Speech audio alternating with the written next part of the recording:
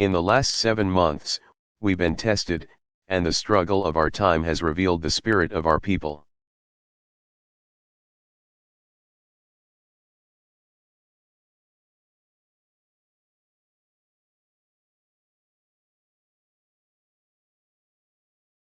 Since September the 11th, we have been the kind of nation our founders had in mind.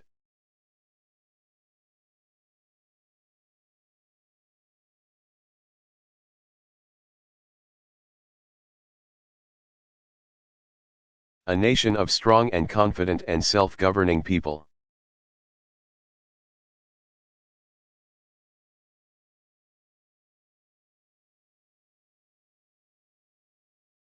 And we've been the kind of nation our fathers and mothers defended in World War II.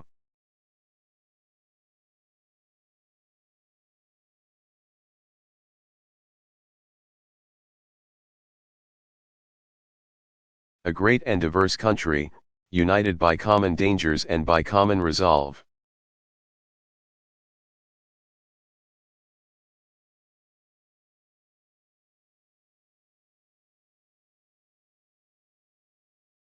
We in our time will defend our nation, and we will deliver our nation's promise to all who seek it.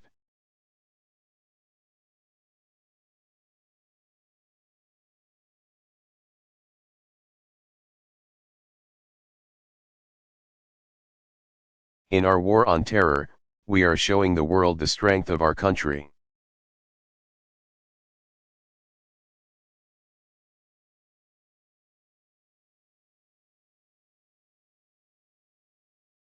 And by our unity and tolerance and compassion, we will show the world the soul of our country.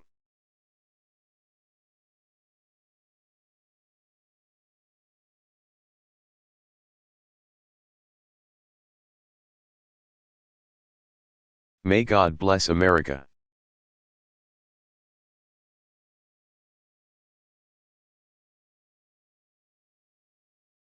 George W.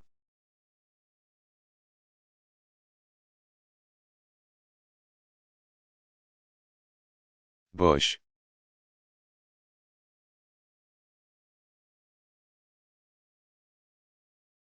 Dallas Police Memorial Address.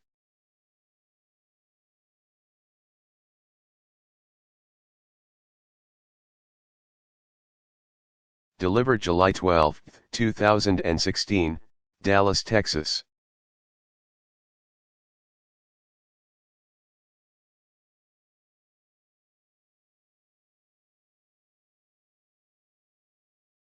Thank you, Senator.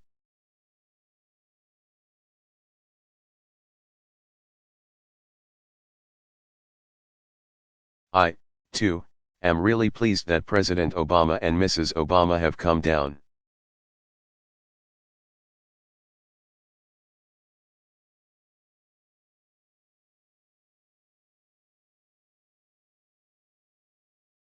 To Dallas. I also want to welcome the Vice President and Mrs. Biden.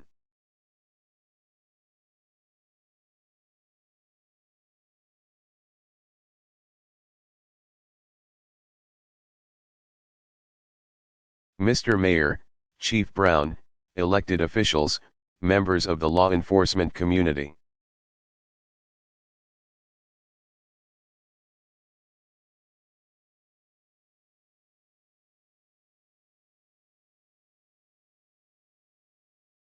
Today the nation grieves, but those of us who love Dallas and call it home have had 5 deaths in the family.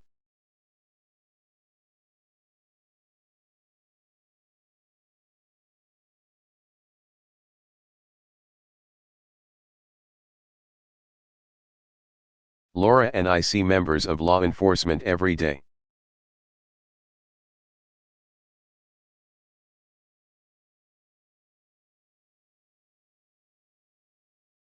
We count them as our friends.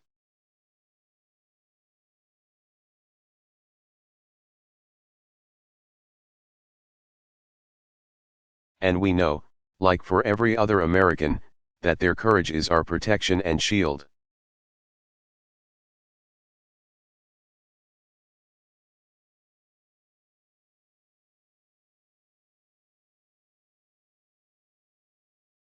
We're proud of the men we mourn and the community that has rallied to honor them and support the wounded.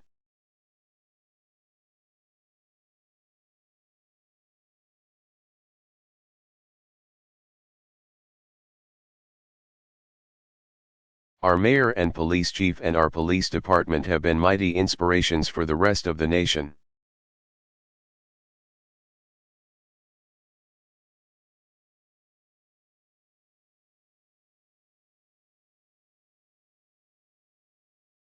These slain officers were the best among us.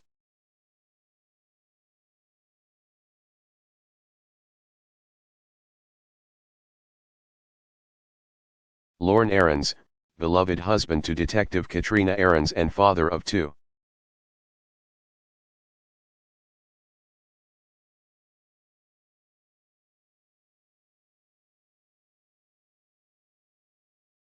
Michael Krall, caring son, brother, uncle, nephew, and friend.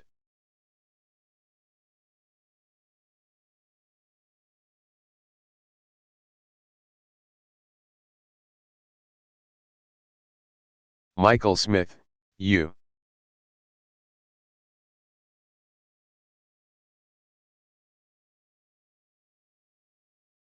S. Army veteran, devoted husband, and father of two.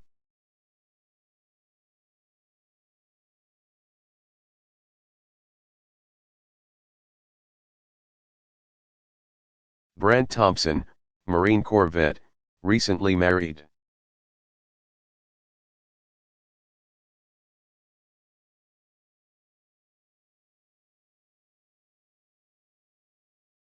Patrick Zamaripa, U.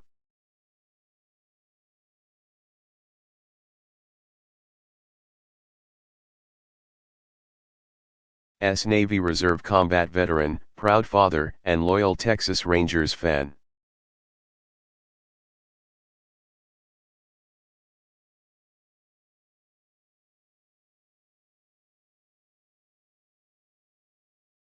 With their deaths, we have lost so much.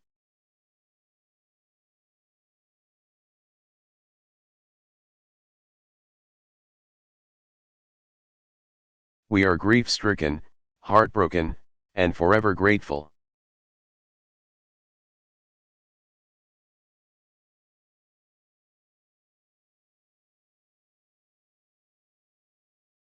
Every officer has accepted a calling that sets them apart.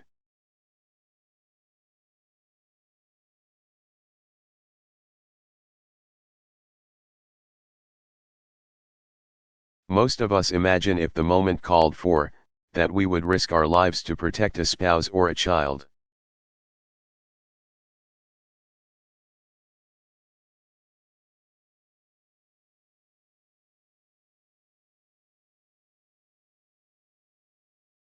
Those wearing the uniform assume that risk for the safety of strangers.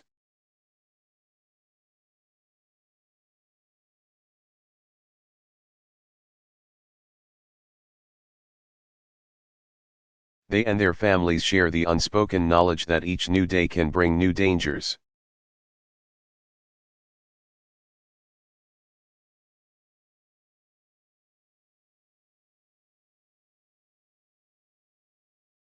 But none of us were prepared, or could be prepared, for an ambush by hatred and malice.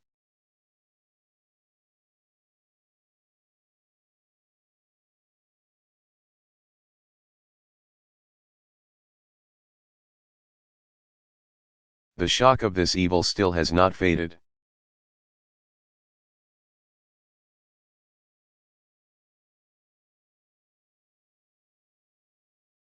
At times it seems like the forces pulling us apart are stronger than the forces binding us together.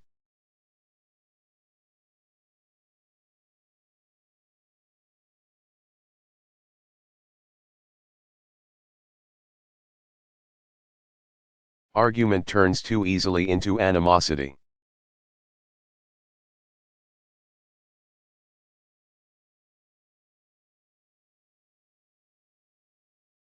Disagreement escalates too quickly into dehumanization.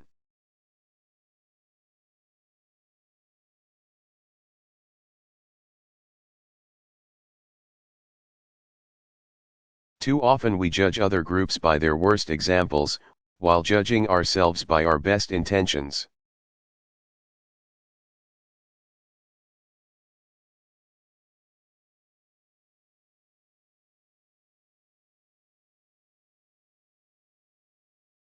And this has strained our bonds of understanding and common purpose.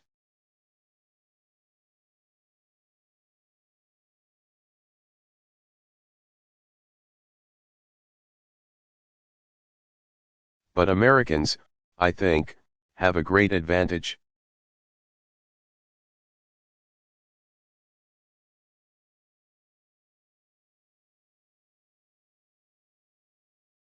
To renew our unity, we only need to remember our values.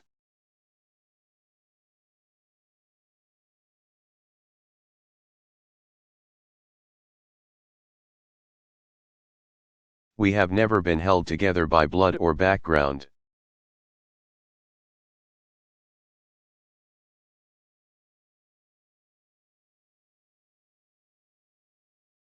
We are bound by things of the spirit, by shared commitments to common ideals.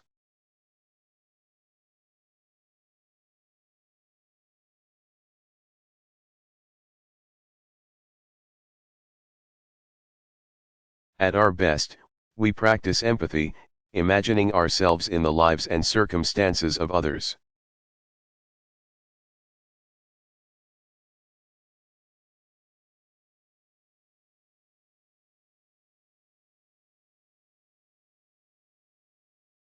This is the bridge across our nation's deepest divisions.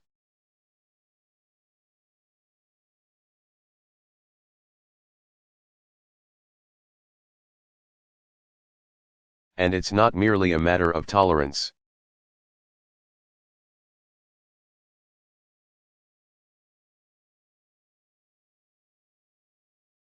But of learning from the struggles and stories of our fellow citizens and finding our better selves in the process.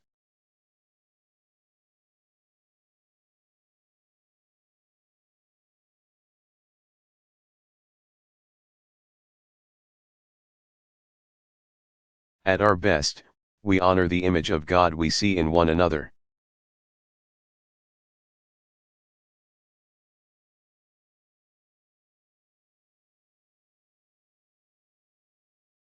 We recognize that we are brothers and sisters.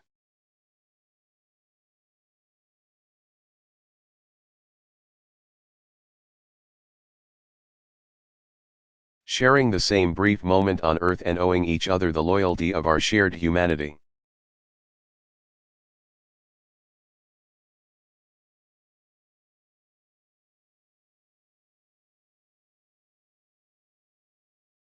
At our best, we know we have one country, one future, one destiny.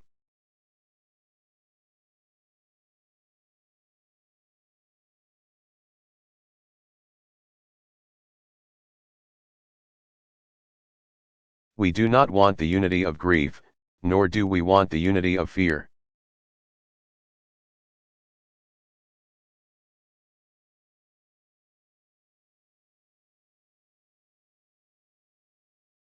We want the unity of hope, affection, and high purpose.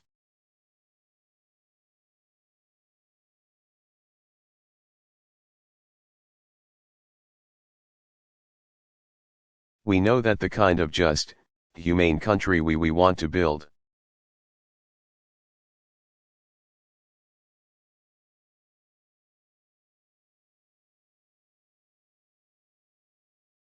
That we have seen in our best dreams, is made possible when men and women in uniform stand guard. At their best.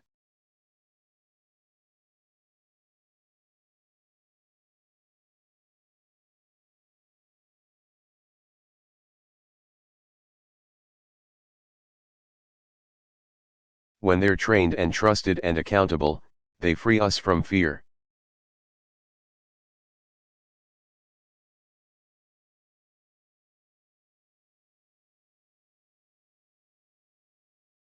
The Apostle Paul said, "For God gave us a spirit not of fear, but of strength and love and self-control."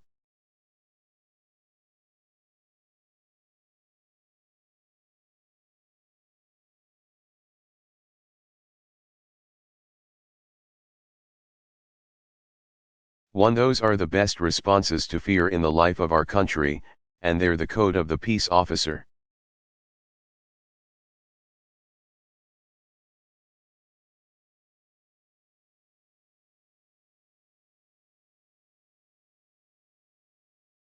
Today, all of us feel a sense of loss but not equally.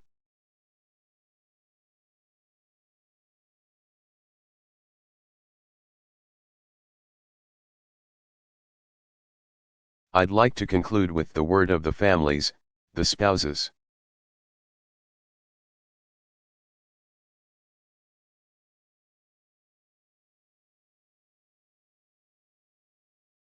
And especially the children of the fallen, your loved one's time with you was too short.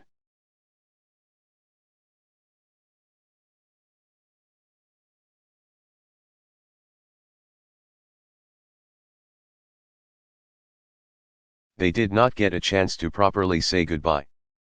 But they went where duty called. They defended us.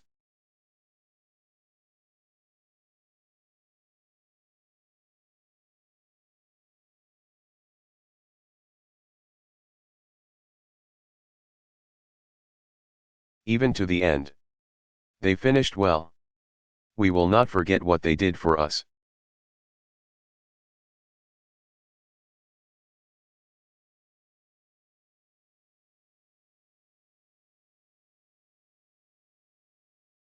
Your loss is unfair.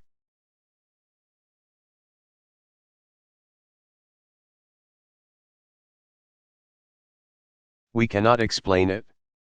We can stand beside you and share your grief.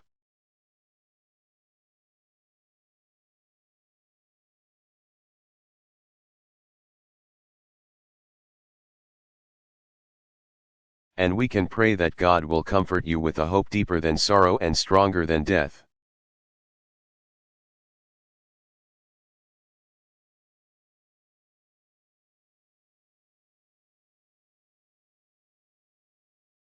May God bless you.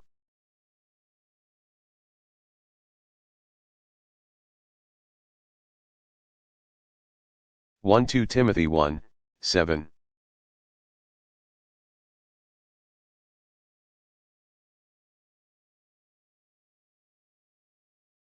George W.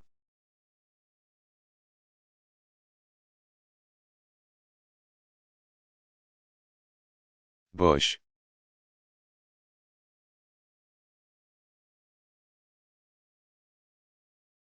Address on Economic Growth Package.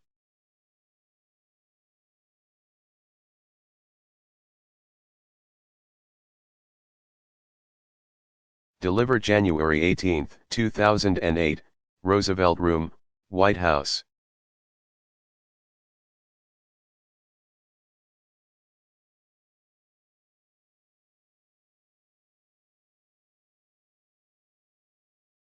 Over the past several months I've held a series of meetings with my economic team on the outlook for the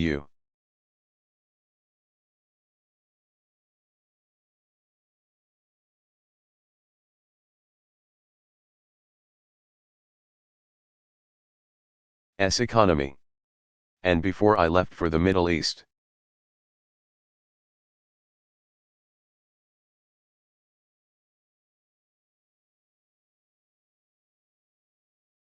I directed them to conduct a thorough assessment of our economic condition, consult with members of Congress,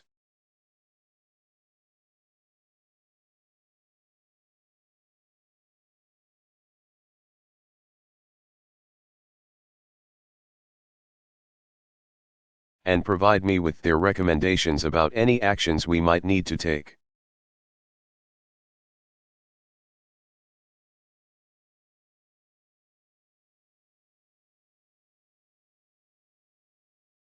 The economic team reports that our economy has a solid foundation, but that there are areas of real concern.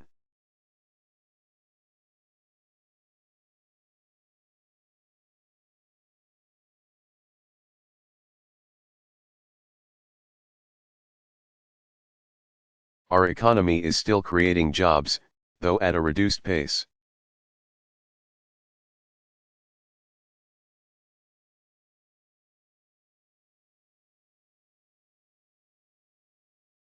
Consumer spending is still growing, but the housing market is declining.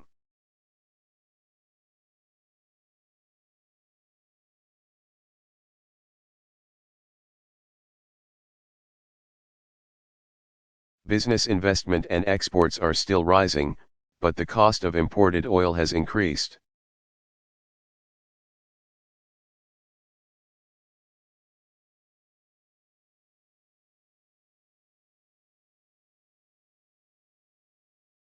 My administration has been watching our economy carefully.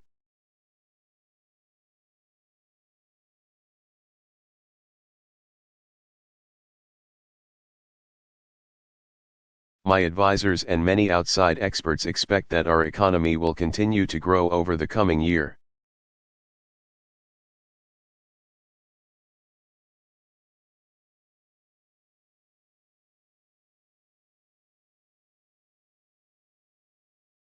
But at a slower rate than we have enjoyed for the past few years. And there is a risk of a downturn.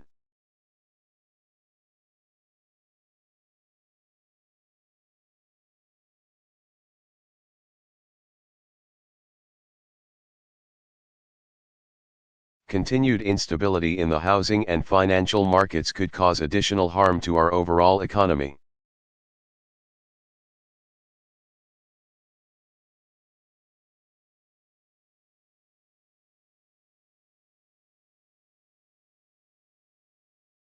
And put our growth and job creation in jeopardy.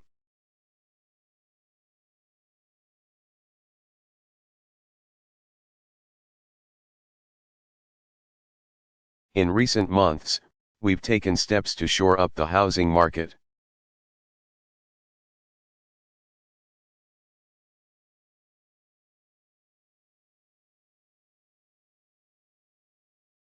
Including measures to help struggling homeowners avoid foreclosure and to keep their homes.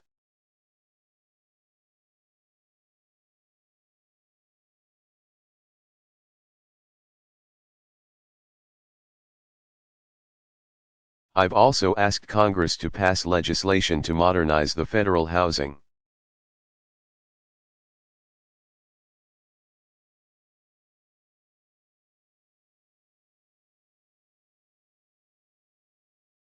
Administration and enable it to provide additional assistance to struggling homeowners.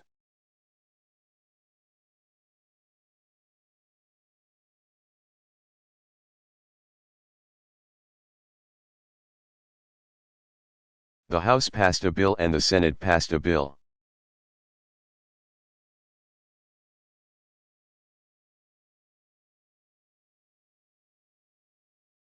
And now they need to get together and get a bill to my desk as quickly as possible.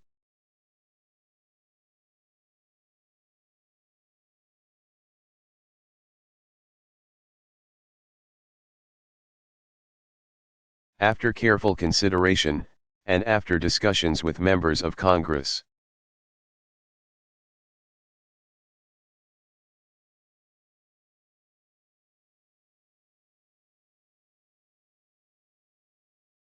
I have concluded that additional action is needed.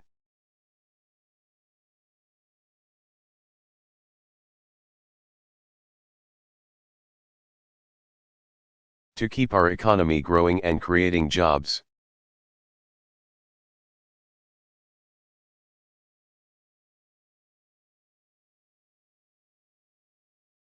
Congress and the administration need to work to enact an economic growth package as soon as possible.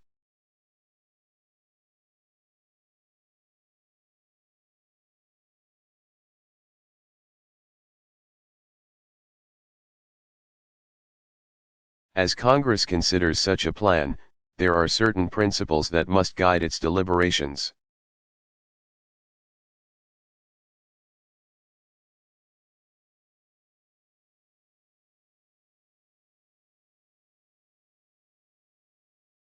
This growth package must be big enough to make a difference in an economy.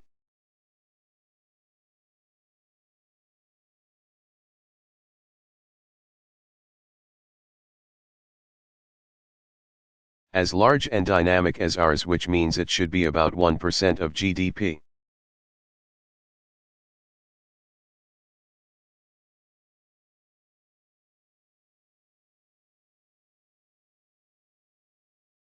This growth package must be built on broad-based tax relief that will directly affect economic growth.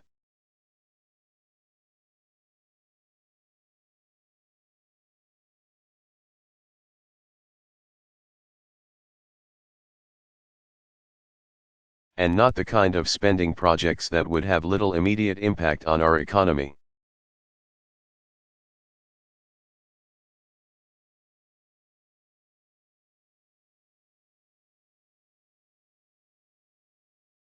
This growth package must be temporary and take effect right away so we can get help too.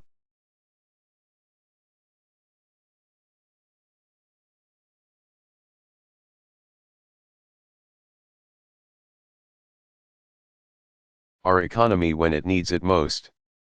And this growth package must not include any tax increases.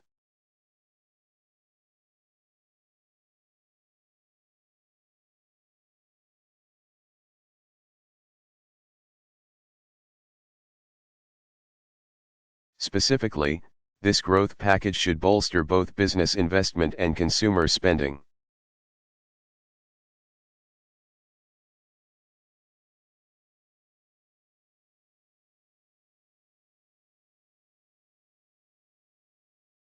Which are critical to economic growth.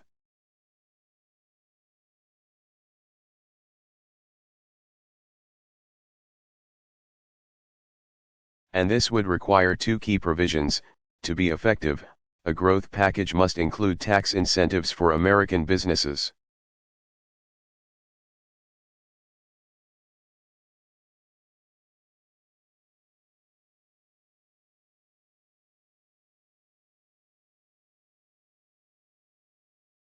Including small businesses, to make major investments in their enterprises this year.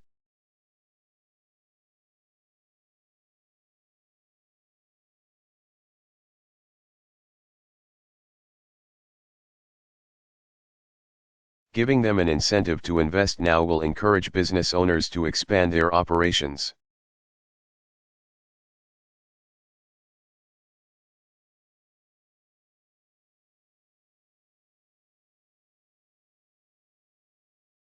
Create new jobs, and inject new energy into our economy in the process.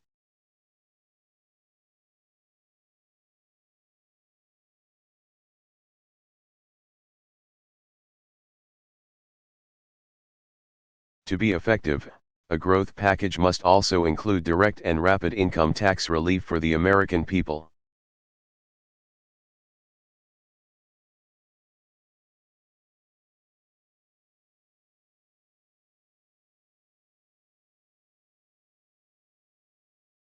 Americans could use this money as they see fit to help meet their monthly bills.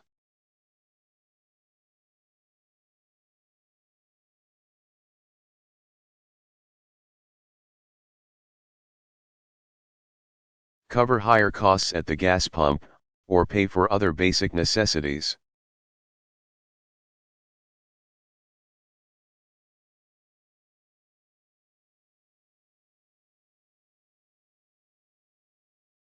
Letting Americans keep more of their own money should increase consumer spending.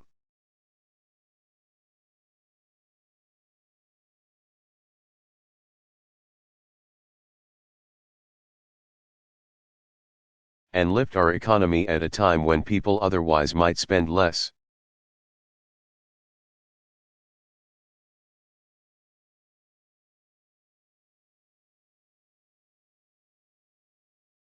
Yesterday, I spoke to members of the congressional leadership from both political parties.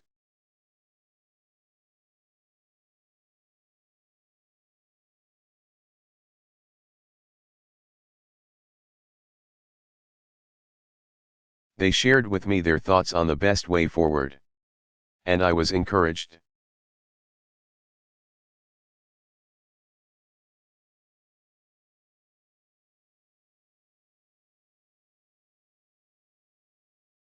By those discussions, and I believe there is enough broad consensus that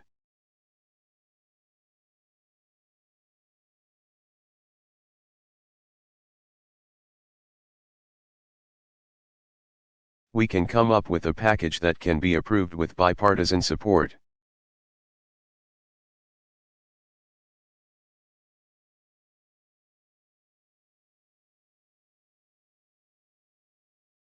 I've asked Treasury Secretary Hank Paulson to lead my administration's efforts to forge an agreement with Congress.